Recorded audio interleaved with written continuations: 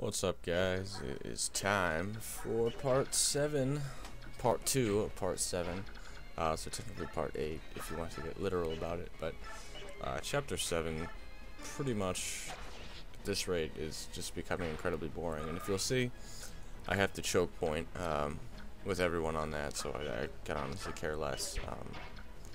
It was all I could really do to help my turn count stay as low as possible, so I'm content with doing that. I mean, this chapter I knew from the very beginning was going to be one of my hardest, and one of my least efficient. So I think that's going to go for everyone though, because due to having possibly the best early game unit you can, well, the best early game unit you can. There's no question about it. The only real competition he has is Boyd. So the fact that I had him, I didn't have anyone else, but his presence alone was enough to kind of ease my pain and say, well, hey, it's not a matter of who I have, it's who other people don't have, you know. So if I have one of the best units early on, possibly the best, I wasn't too worried because everyone was going to suffer at this chapter. There's just too many units, and the map is a bit too large to have it be done truly effectively. So I'm pretty sure, even if someone beat me by like 5 turns on this level, I don't really care. I just kind of wanted to just gut through it and get it done. I tried to be as efficient as possible, but I probably failed at doing that, so you know, beggars can't be choosers. I got to take Oscar, then I'm not taking anyone else at first pick, so that's kind of just how it goes. But, yeah. Thankfully, you'll see after this chapter, my turn counts became progressively far better, and I started strategizing way more. Especially something like chapter 10 is really quite a marvel.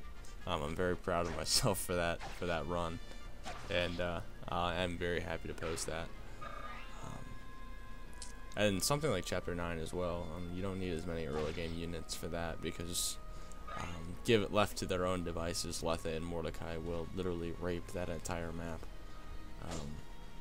At least the bottom half if you send them through there. Unless you have a flyer, actually no one can really go for the chests on that chapter just due to how far away they are, and Titania can't be used for that purpose unless you want a penalty to get a talisman, which isn't worth it. So I didn't care.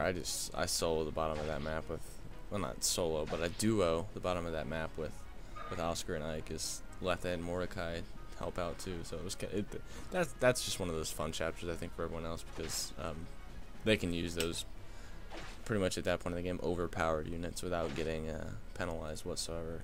So that was cool. Noticing how I'm not talking at all about the gameplay of chapter 7 because I hated this. I literally hate this chapter. It's my least favorite chapter in the game, probably. Which, yes, I know, it's a surprise it's not one of the desert chapters. That's actually one of my favorites.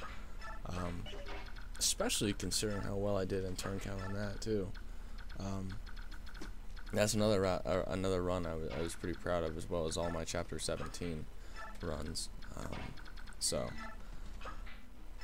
I hope you all look forward to that, because it is quite, you know, well, I'm proud of it at least. I don't know if anyone else will really care, but it's at least something that made me feel pretty good about myself. So given the units that I had, and I do want to talk about something else, in which that is for tips on anyone willing to do something, a run like this.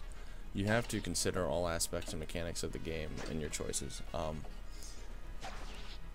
Something very important, I think, to me so far, is, at least in my late game chapters, 18 through 21 so far,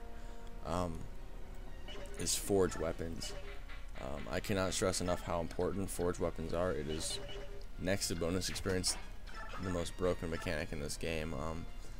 The way I view forged weapons, other people don't, I suppose, but is, say you have a unit that has 15 strength and you forge them a steel sword or a steel lance that has extra 5 power onto it. That's essentially giving them 2.5 free energy drops. that's an extra 10 damage. That's a 5 damage per round. An extra, well, not really. 5 damage per attack. That equals 10 more damage per round, depending on the unit's defense. It's pretty crazy. Later on, that's basically a great way for a late game unit with low base strength like I have in Tanith. Tanith was soloing the map. If I didn't have Ike with her, she would have easily probably just completed it just as fast in most chapters, because that's how broken forges are. I did give her an energy drop, but still, the steel lance and steel sword that I had ready and forged for her made her insanely powerful.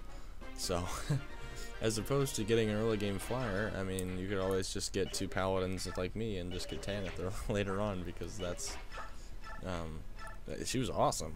She's been my MVP ever since she joined, I believe, which is just great. And so I did want to talk about that. Forges are insanely useful. At the start of Chapter 8, I would recommend giving a forged weapon. I personally didn't, because I didn't have the gold, I don't think, at the time. But if you can spare it, definitely give your main offensive unit. So at this point in the game, it would be, I would say Mia would benefit tremendously from a forged iron sword or something like that.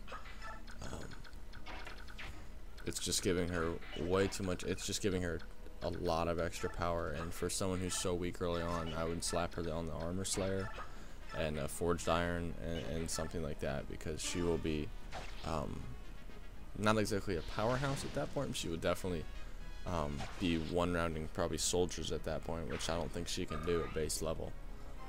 So slap a little bit of bonus experience on her, give her a forged iron, and let her go to work. That's my suggestion. So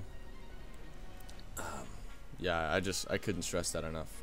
After discussing with a few people, forges are just ridiculous. And later on, in terms of bonus experience, because I know people are a bit wary about how to use their bonus experience, I recommend, depending on who you have joining, I would say save your bonus experience for the majority of your mid-game chapters. That would be mostly for someone who joins pretty early on, like Kiran, but is at a pretty low base level compared to the rest of your party.